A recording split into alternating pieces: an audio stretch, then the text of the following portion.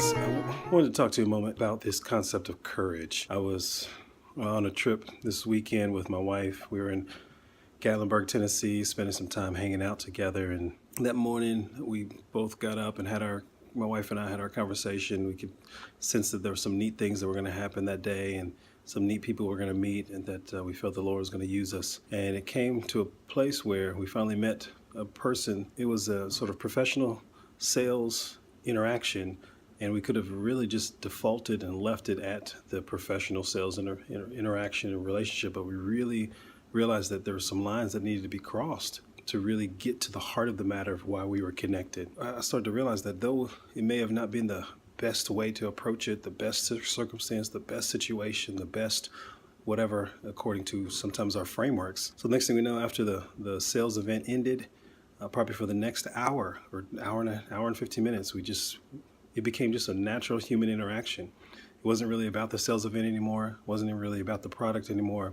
but it really was about this natural interaction, and it took courage to go to that place. Think about how we don't have to necessarily be super confident to be able to jump out there. Sometimes courage can come across like this idea of jumping scared, or jumping even though I don't feel I have everything together, or going forward even in the midst of a circumstance that does not look polished or perfect, or everything just being all together. Practically, I'm thinking about this journey of these videos that I'm doing for you guys, and I'm thinking about how it's not the best, not the most polished, it's not all the bells and whistles when it comes to video editing, but this reality of being able just to jump out there and to really say, there's a concept and a thought that I have about this matter. Let me, with courage, jump out and do the things that I feel a sense and I feel conviction to do.